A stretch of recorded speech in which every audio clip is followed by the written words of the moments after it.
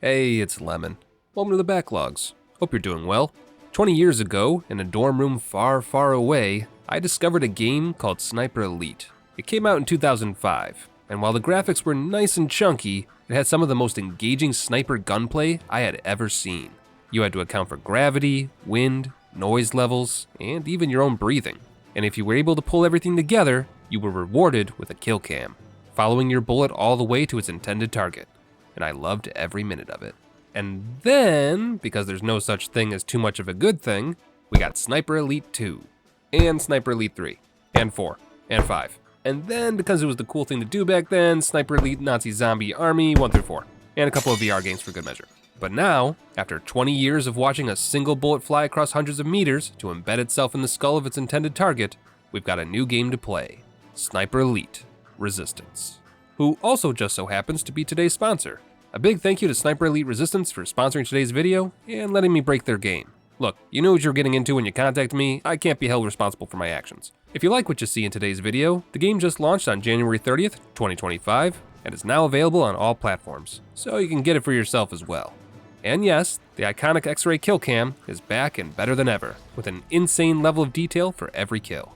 And unlike me, doomed to always suffer alone, you can even fight alongside a friend in the co-op campaign, challenge other snipers in intense multiplayer battles, or experience the thrill of Axis Invasion, where you become the enemy and hunt down other players in their campaigns. Personally, I had the most fun when I was ruining everyone's day from the shadows, setting traps everywhere I went, and then just sitting back and watching the fireworks. But just letting loose and going full Rambo was fun too. Actually, now that I think about it, the whole experience was a good time from top to bottom. Check out Sniper Elite Resistance right now on Game Pass, Xbox Series X and S and Xbox One, PS5 and PS4, and PC via Steam or Epic Game Store using my links in the description or the pinned comment down below. But enough about that. You came here to see me play games wrong and potentially discover game-breaking exploits. So, without further ado, it's time to find out. Can you beat Sniper Elite Resistance without murdering anyone? Right, so, as I hopefully made clear in the introduction, Sniper Elite is all about headshots, traps, and lethal tactical espionage, and kill cams. Lots and lots of kill cams. When I first got my hands on the game, my first idea was just to beat the game without ever being seen. The perfect sniper and saboteur. Made sense at the time. But while using my binoculars to figure out the distance to my target so I could zero my scope properly, it turns out that the game gives you a little summary of who your target is. Look at this. Timo here just wants the war to be over before his brother gets conscripted, which makes it a little difficult to feel good about my super awesome headshot when I start to think about it too hard. Oh god, this man just wants to go to a local symphony when the war is over. Don't make me watch the part of his brain that enjoys music splatter all over the floor. I know, I'll just turn off the X-ray vision. That should help a bit. Oh great, now I can see the light leave their eyes. How is this worse? I even tried using grenades since they're a lot less personal, but I always caught snippets of enemy troops having normal conversations before they died. And yeah, the explosions helped, but I still felt bad afterwards. Man, what happened to me? 20 years ago, I would revel at the thought of the red mist. But now I have sympathy for my fellow man? Well, nothing we can do about that, I guess. And now that I think about it, it's actually harder to not kill everyone you see. I mean, the game literally goes out of its way to make it as fun as possible. And we don't play games for fun. This is serious work we do. So, with that in mind, it's time to get to work. Welcome to Resistance. There's several game modes, ranging from the campaign, to challenge modes, to multiplayer, but because we're playing it ahead of launch, we're just gonna stick to the campaign for today. There are several difficulties you can pick from, ranging from bullet goes exactly where you point, to earning a master's degree in physics in 9 missions or less. We'll be keeping everything set to normal, aka the default settings, but it's worth noting that Resistance lets you fully customize your experience, and lets you tweak the difficulty of every single part of the game, all the way down to the individual aspects of the enemy AI. You'll love to see it. Anywho, we've got 9 missions to clear, and each one takes about an hour if you're doing it well.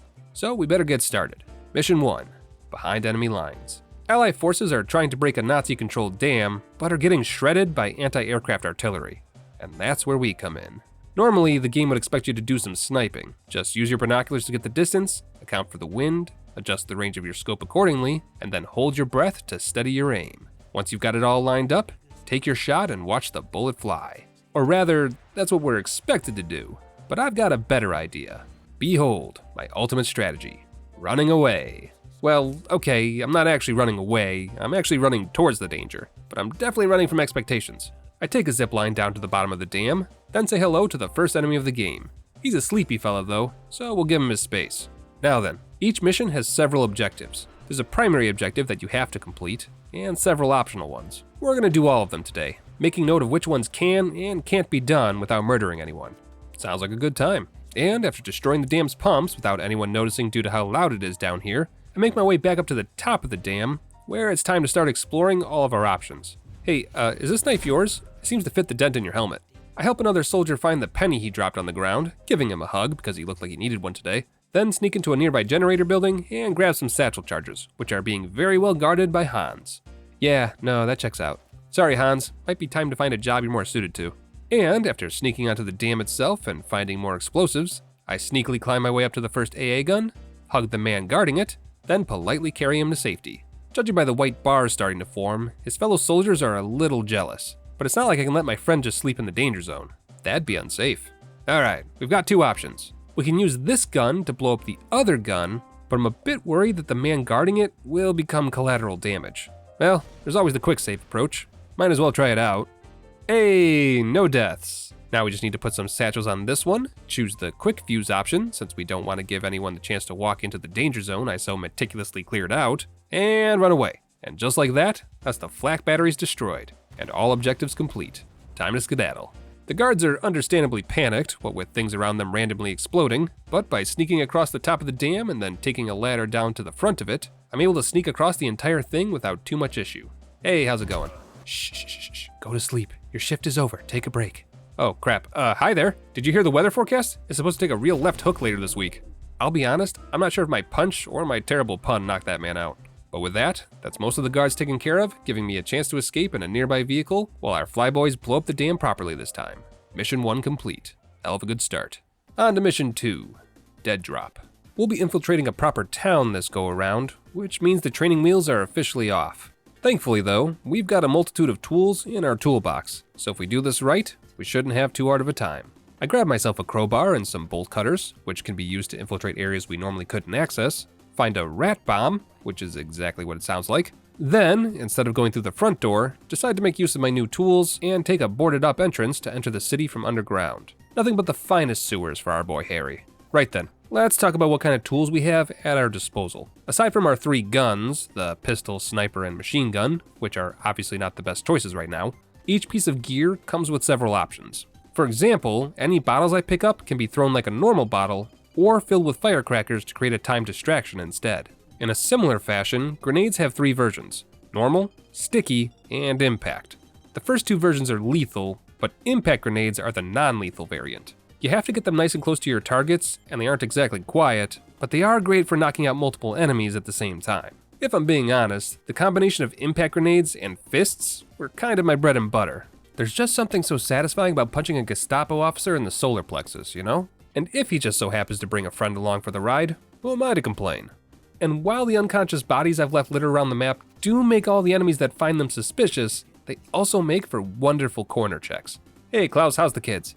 While he sleeps off a hard shift, we can talk about another mechanic that'll help us along: the skill trees. There are 3 of them: combat, equipment, and body. Combat has several skills that are just useful in general, like being able to use your machine gun instead of your pistol if you're ever downed, or giving you enemy tags if they start shooting at you to help you locate where you're being attacked from, but there's only 2 in here that I want: Quick Trap, which makes it much faster to lay down traps on the fly, and Swift Hands, which automatically searches enemies whenever I use hand-to-hand combat, which, as previously mentioned, I do a lot. The equipment tree, on the other hand, is focused on giving me more options, which will be useful for the more intricate missions. We've got skills that let me carry more TNT, carry more mines, start with more equipment when I enter a level, that sort of thing. And lastly, we've got body. One of the better trees when you're playing normally, this tree is probably the least useful for us. It's all about being able to focus on targets, increase your health and healing, hold your breath longer, and sprint longer distances. Very useful for snipers, not so useful for those of us who aren't using guns. Now then, let's talk about the mission. We've got several objectives today. First off, we need to find our contact's dead drop, aka a stash of information hidden somewhere. Then we need to search our contact's apartment for information about where he's currently hiding. We also need to stop by a Nazi headquarters and recover some important documents, and if at all possible, find our contact and get him to safety before the enemy can interrogate him. Simple enough. The dead drop itself is at the local church, which I quietly clear of enemies under the cover of church bells. Naturally, the information is all the way at the top of the building, which is guarded by a very observant young man, but after getting him out of the way, I investigate a very strangely placed painting, find the dead drop, then take the shortcut out of the tower and on to our next objective. Unfortunately, our man isn't at his apartment, and the Gestapo have already torn the place apart. But with my incredible eyes, I notice a loose floorboard, which hides a book detailing all of the tunnels beneath the city. Seems as good a place as any to search for our boy. Unsurprisingly, the hardest task of this mission was infiltrating the Nazi headquarters. I found a sneaky way in, and even remembered that I can whistle to lure in enemies, but unfortunately, there's no non-lethal way to drag a man out of a 3-story window. Probably should have guessed that. Ah well. Bear hugs for everyone. I did eventually find the office where the intel is being hidden, but it's going to require some satchel charges to blow open the safe. Guess we're getting loud. I mean, you could knock out the officers walking around the place and find a key to the safe, but who has time for that? And it's time to go. Alright, now we just need to get out of here before more trucks full of soldiers show up. Shit. Ooh, hey, fisticuffs only. What are you trying to do, alert the entire base?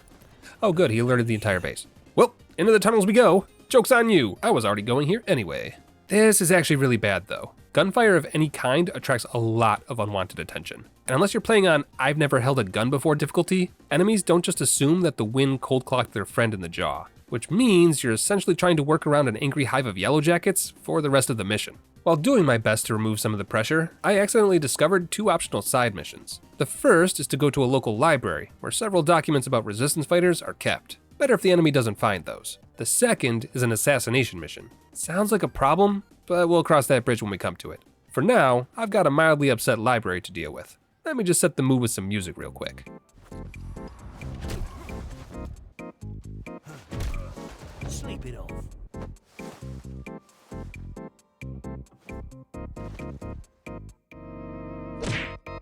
And there you go. No more documents to read.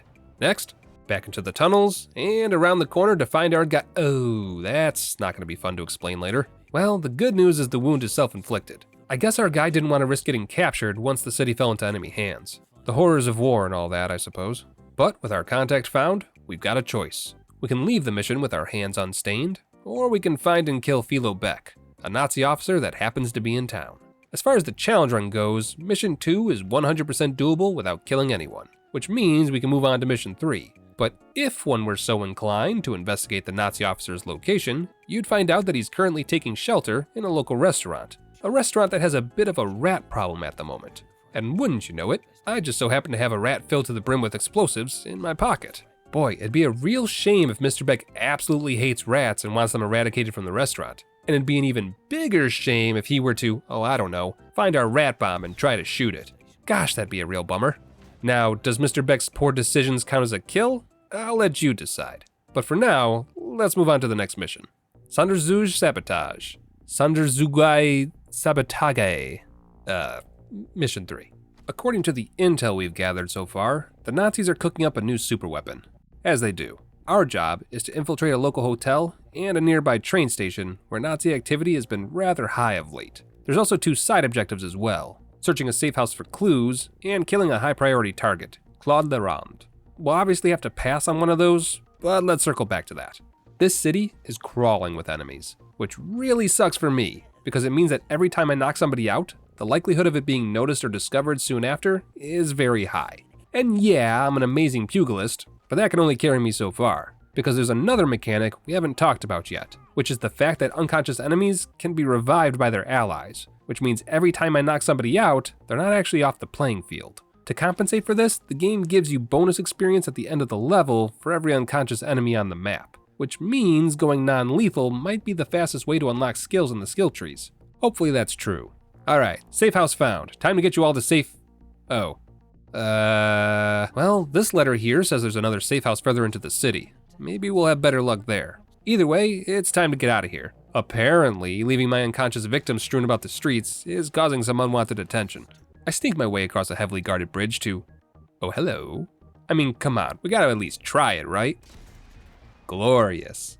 Anyway, one quick load later, and we've successfully stealthed our way across the bridge, crawled up a drain pipe, and found what's left of the missing resistance cell. Submission complete, which gives me just enough XP to unlock Swift Hands. No more getting caught while searching unconscious bodies for me. Now my knockouts come with a free pat down. Time for the main objectives. I break through the hotel perimeter walls, do my best to thin down the numbers of enemies patrolling the grounds, then try out a new tool, non-lethal ammo. Yup, each gun has a non-lethal ammo type. They're super rare, so you can't rely on having any, but they sure do help in a pinch. I take a photo of some plans I find, showing that this new threat is some sort of chemical weapon, politely ask a nearby hotel clerk if he could send some extra pillows up to my room, then make my way to the penthouse. Ah, damn, forgot my key. Oh wait, no, here it is. Oh right, I don't have a hotel room. Silly me. Honest mistake, won't happen again. But with the last of the intel grabbed, we can make our way out of here and on to our next objective. But first, look what I found. A workbench. And yes, it's exactly what you think it is. Not only can we pick different weapons, each with their own stats that are worth considering, but you can also customize your chosen weapon even further, giving it small buffs like faster aiming, equip speed, reloads, quieter shots, you name it. And now that we know that non-lethal ammo exists, this is all very important to know about. For the time being, I pick guns that have the quietest audible range and equip any weapon parts that do the same, then make my way to the train station. You know what? Let's try out another tool while we're here, the shoe mines. Basically a non-lethal mine, they come in two varieties, basic and attention-getting. The basic you just plant and forget, hoping someone steps on it. The attention-getting kind can be set for a 5 or 30-second timer, and will make a noise to lure in enemies. A tool for every occasion, I tell you what. I find the intel I was looking for in the train station, which details that the Nazis are shifting a lot of cargo to somewhere called Site D, then sneak further into the rail yard to discover one of said cargo trains is still here. And if I have my say, it'll stay here. Ah, a fellow train enjoyer. I prefer Pullman myself. Right, well, speaking of sleeping cars, let's find you somewhere softer to lay your head. There you go. Nothing says a good night's sleep like small rocks and steel beams. Now we just need to turn on some white noise for our new friend, and there you go. Restful sleep achieved. Ah, balls. Turns out my fists aren't always faster than bullets. Luckily, our final objective is simply to leave, so a slightly panicked sprint across the map later, and we've beaten mission 3. But what about that officer kill? Well, as luck would have it, he just so happens to step on a shoe mine. The poor fella. And I didn't want him to get hurt sleeping near that fire barrel he was next to, so I put him somewhere safer. Like here, under this crane, which I just so happened to be looking at when my finger slipped. Gravity, you cruel mistress, does your bloodlust know no end? What an unfortunate accident.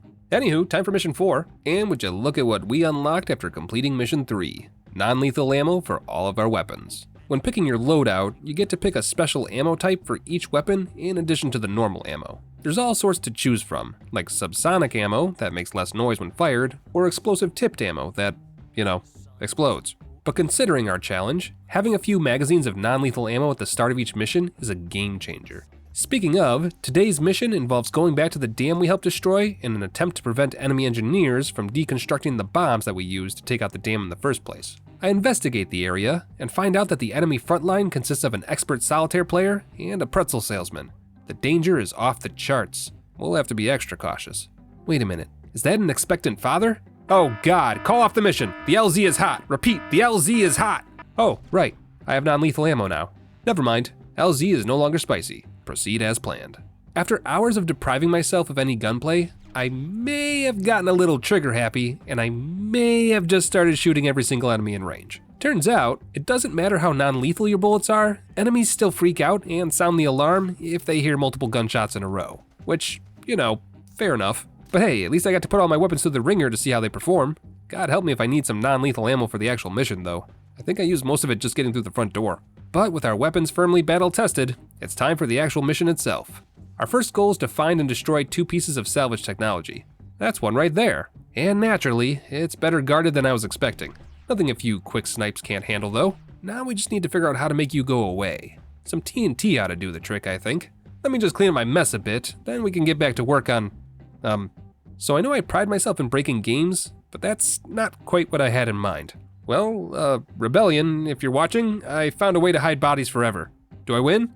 I think this means I win. Okay, obviously we can't take advantage of a missing tile and call it a legitimate run, so I reload the game and do it right. And once I've got everyone safely out of the way and in a nice conga line of sorts, it's a simple matter of throwing down some TNT, then setting off the fireworks. That works great. We should do that more often. Lemon, you're kinda yelling. What? Silly goof that I am, I completely missed the fact that you can set up TNT with a 5 or 30-second timer as well. No gunshot needed. The more you know. In other news, I find the second piece of salvage tech and make short work of the guards surrounding it. After that, I just give the salvage tech the old smashy smashy, and we're good to go. Right then, what's next on the... Uh-oh. So it looks like our optional mission objectives are to kill another high priority target and to disable the dam's emergency pump. No worries there. But our main objective is to find and eliminate intel sources. Vague, but worrying. As far as sabotaging the emergency pump goes, it's a simple matter of sneaking into the facility and setting off some explosives at the right location. So no issues there. But now for the tricky part. Figuring out what these 4 intel sources are and finding a way to eliminate them without forfeiting the challenge. Here's hoping they're just some inanimate objects that, oh shiza. Well, that certainly complicates things, considering that putting this intel source to sleep didn't check them off my list. Looks like we need to find some creative solutions. First things first though, let's assess the situation. One piece of intel is a scientist, another is this blueprint and stack of documents placed haphazardly next to this gasoline can here. The third intel is yet another scientist, and the fourth piece is some documents hidden inside a safe. Right, okay, let me think about this. Documents in the safe is a no-brainer. Just pop it open and snag them while they're still hot. Then we can take our friend scientist number 2 just down the road and put him with the other intel, then grab scientist number 1 and do the same. There we are, all nice and cozy. Now what the heck are we gonna do about you? Oh, how rude of me. I'm over here sipping on a beverage and I didn't even offer you any. Here you are. Huh. Mission complete? Oh, right, the optional officer. He's just vibing in front of the dam overseeing repairs, which means we can give him a well-deserved break, then give him a celebratory non-lethal grenade for a job well done. Oh. Well, you know, as the safety inspector overseeing repairs, one could argue it's actually his fault that the bit of construction gave out. Not a good look for you, my dude. But with that optional objective removed from my to-do list, this may or may not mark the end of the run for some of you. And I'm not here to split hairs. If you think we failed, we failed. We'll get them next time. But for those of you with a criminal justice degree, law license, or just a general interest in seeing the rest of the run play out, I have a new question for you all. Do you know the difference between first-degree murder and involuntary manslaughter?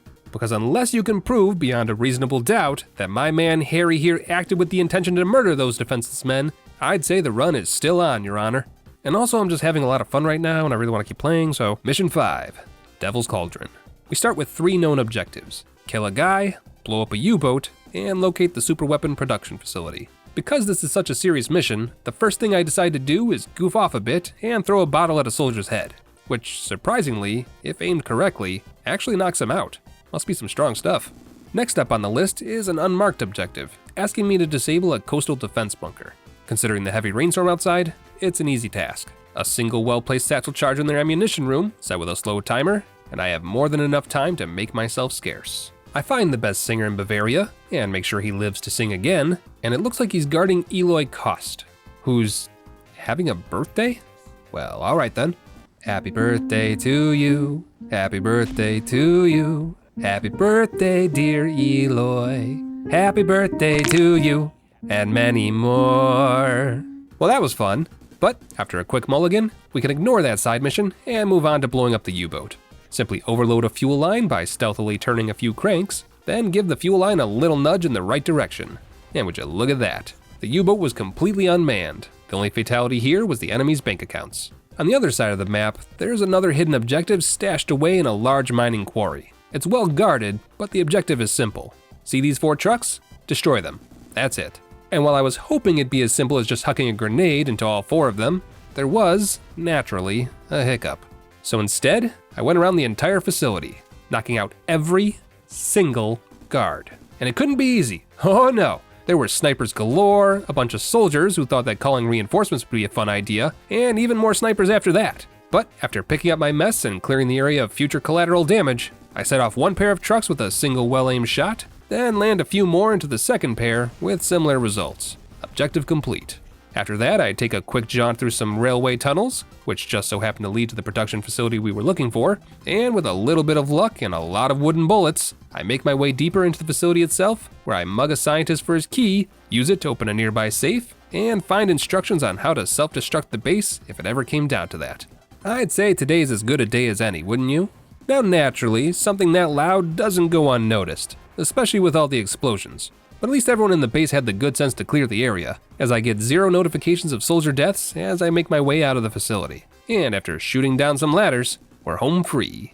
easy peasy. I make a few adjustments to my loadout, bringing my audible level as low as possible, and then it's time for Mission 6, Assault on Fort Rouge. Right, what's on the agenda today? Take out some AA guns, kill a dude, eliminate some Gestapo officers, locate a radio tower, and locate another superweapon facility. Sounds doable to me, and on such a nice day no less. The game politely suggests that entering through the front gate is probably the worst of my options, so of course I decided it was the only option. I don't know what all the fuss was about. The truck can't even use its rearview mirror. And with the truck conveniently providing me some cover, we've already made our way into the city. The anti-aircraft guns are somewhat defended, but nowhere near as tightly as some of our previous targets. And after putting the guards somewhere safe and providing them with some soothing music for sweet dreams, we give it the old cook and book. Works every time. Aw, look, this poor guy just wants to be with his family. See, this is why we're not just going around murdering everyone. You gotta give people the benefit of the... Well, they can't all be winners. In any case, after some rather dashing sniper work, if I do say so myself, the second AA gun is free from guardians. Oop, hold on. Okay, now it's free from guardians. And cook and book! I also found a hidden objective, where we need to search a nearby lab for notes about the superweapon. Weren't no thing, consider them stolen. As for that radio tower I was supposed to find, it looks like it's hidden away inside an old mill.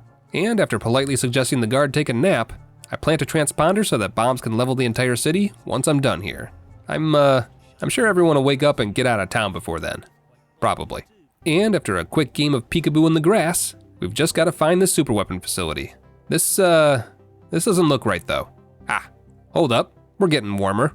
Warmer, hot, radioactive hot. So you know how we've been cruising pretty easy up to this point with our Fists of Fury playstyle? Well, the game seems to think so too, because guess what the new enemies are pseudo-immune to? I say pseudo-immune because they aren't immune to being knocked unconscious. In fact, they can still be taken down with a grapple or melee attack if you're stealthy enough. But only if you're stealthy enough. Give them a moment to notice you, and fists are completely off the table. Thank God we've got other options. Deeper in the facility, I find a map detailing even more facilities, and after finding a hidden passage that gets me past most of the guards stalking the grounds, I find a box full of...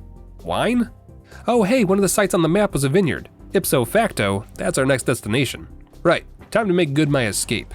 Boy, they sound angry. It's almost like this is a secret base or something. Ow, okay, I get it, I'm leaving, jeez. And reinforcements are incoming. Good, great even. No biggie though, we can just zipline to victory. And there you go. Mission 6, no fuss, no muss. And for those that are curious, in regards to the VIP kill, no murder need occur. Just another instance of involuntary manslaughter. Simply grab some coal torpedo, which is a real thing by the way, look it up, it's wild, casually place it in our dude's coal bucket, and just go about our day while chemistry does the rest. Can't say the same for the Eliminate 3 Officers side quest though. It's either kill them directly, or not at all. Well, let's give the developers what they want, yeah?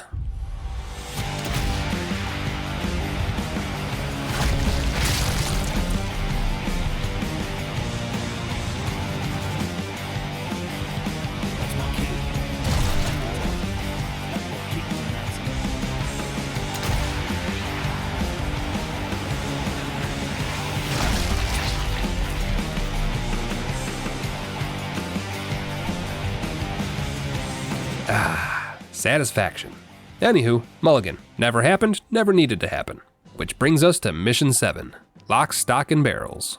That's right, baby. It's time for a little R&R at the vineyard. You get some R&R, and you get some R&R. Everybody gets some R&R! As far as our objectives go, we've got several unlocked so far. Our one and only main objective is to find the superweapon stock, but we can also hunt down 3 elite snipers. Oh hey, that's the name of the game kinda. Destroy a missile launch site, and the obligatory kill an officer side objective. Guess we'll focus on the main mission at hand first. I find the only tunnel on the map that looks like you could ship a warhead through it, and while I didn't find any of the super weapons lying around, I did find a rocket ramp. Can't let them have that now, can we? And while we did sabotage their ramp, we might as well make sure we get the most bang for our buck. As for locating the underground facility, it doesn't take a genius to figure out where it is. Just go to the biggest, most extravagant building in the area, and make your way downstairs. Predictable, really. Or rather, I thought it was, but as I made my way through the bunker, it just kept going deeper and deeper. And when we reached the bottom, we discovered what it's all been about. 5 heavily armored rocket launching trains, all armed with the chemical superweapon we've been hunting all game, ready and able to counteract the Allied forces when they land in France. Unfortunately, we're a bit late to the party, and 4 of the 5 trains have already left, but we can still do a number on the 5th one. a number I happily obliged to this ugly excuse for a train car. Look at you, all sharp edges and heavy metal. God, the wind resistance on this thing alone must cost a fortune in fuel. And don't get me started on the repairs. Oh, would you look at that? Is it 11:30 already? Sorry I can't stay. Yes, terribly sorry. Story of my life, really. So the mission is complete, but what about our officer of the day? Well, it just so happens that our guy loves him some wine from the vineyard. And with this here rat poison I found, we can add a little extra kick to his drink. Jesus, Harry, heavy pour much? You know, I should probably clean up the mess I made before I call him downstairs though. There we go. Clean as a whistle.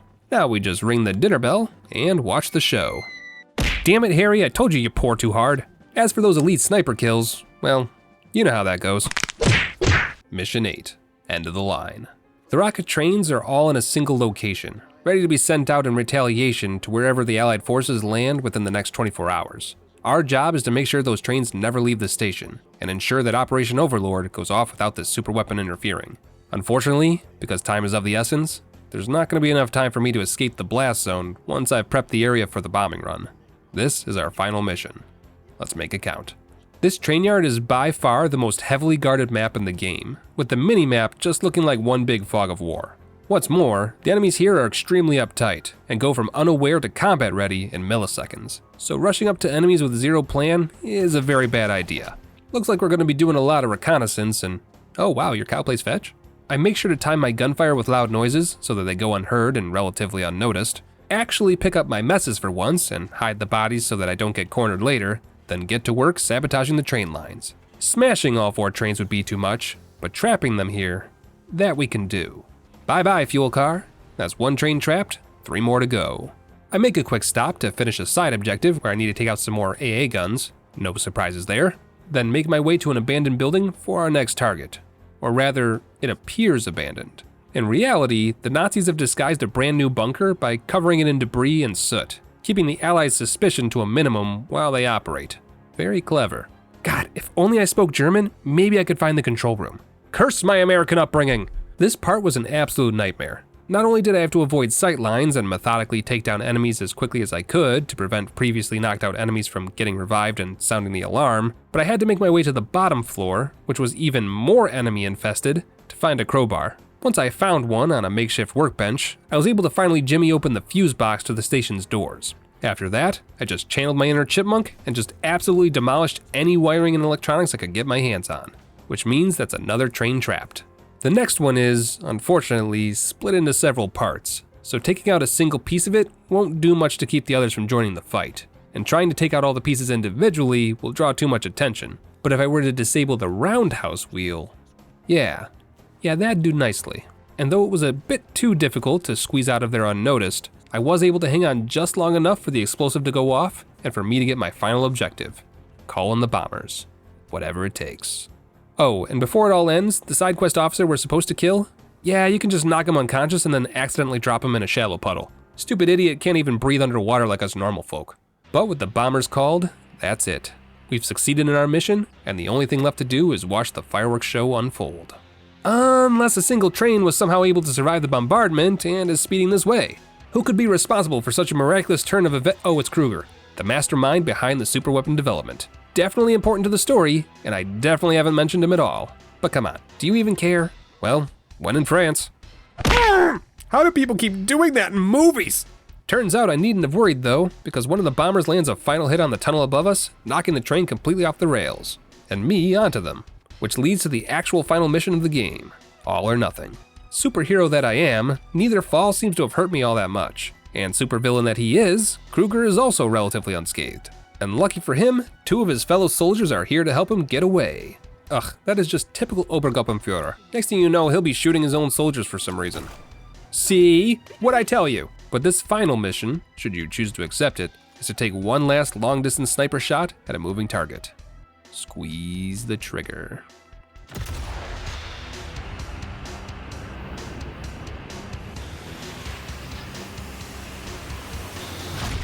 Wait, what? No, that was a non-lethal round. Sheesh, man must have had a skull made of paper mache or something.